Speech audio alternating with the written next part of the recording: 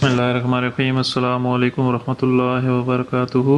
दोस्तों, आप सबको अपने चैनल SC डिस्पैचिंग LLC में खुशामदीद कहता हूं और उम्मीद करता हूं कि आप सब खैरियत से होंगे। आज एक और इंटरेस्टिंग वीडियो के साथ आपकी खिदमत में दोबारा से हाजिर हुआ हूं। दोस्तों, आज की वीडियो में जो है वो मैं RGN ट्रेलर्स के बारे में थोड़ी सी आपके साथ डिस्कशन करनी थी कि ये किस टाइप के ट्रेलर्स होते हैं और इन ट्रेलर्स को किस पर्पज़ के लिए यूज़ किया जाता है, इनके क्या बेनिफिट्स हैं, तो उसके बारे में आज इंशाल्लाह डिटेल्स में आपको बताऊंगा।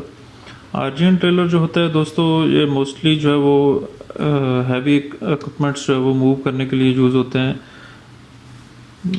फॉर एग्जांपल कंस्ट्रक्शन मटेरियल्स हो गए, और ये जो कंस्ट्रक्शन में जो हैवी मशीनरी यूज़ होती हैं, इनको ये एक जगह से दूसरी जगह लेके जाने के लिए काफ़ी ज़्यादा जो है ये यूज़ होते हैं। तो यहाँ पे हम देख लेते हैं कि RGN ट्रेलर्स की डेफिनेशन क्या है। RGN जो है stands for removable goose neck trailers. ठीक है, रिमूवेबल गूस नेक ट्रेलर से क्या मुराद है कि ये आगे से ना ट्रेलर के साथ से डी अटैच हो जाता है।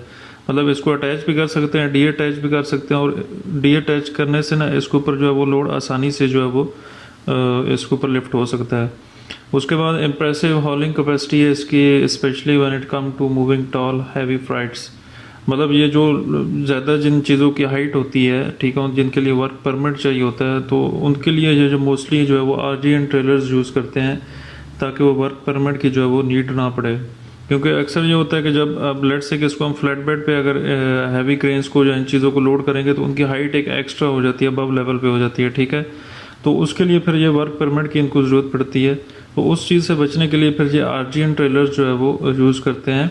और RGN ट्रेलर की जो है वो मैक्सिमम वेट कैपेसिटी जो होती है वो 42,000 पाउंड जो है वो बियर करता है।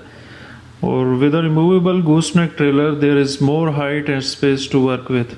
इसके साथ आपको मोर हाइट मिल जाती है और स्पेस भी अच्छी खासी इसकी होती है।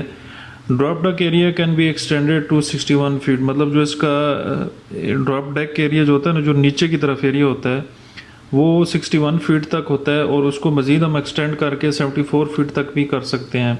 मतलब इसमें ये दो ऑप्शन आती है, एक तो 61 फीट तक होता है और इसको एक्सटेंड करना हो तो 74 फीट तक भी इसको एक्सटेंड किया जा सकता है। Allowing the easy transport to load up to 12 feet toll.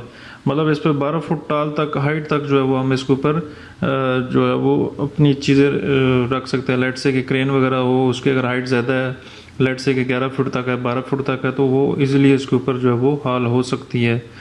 This enable companies to haul taller equipments without having to constantly deal with permits. ठीक है, ये वही बात आ गई कि इनको परमिट्स की फिर ज़रूरत नहीं पड़ेगी, उनके लिए आसानी हो जाएगी कि वो एक तो होता है ड्रॉप डेक होता है, बिल्कुल नीचे की तरफ होता है, ज़मीन के साथ साथ थोड़ा सा फासले पे होता है।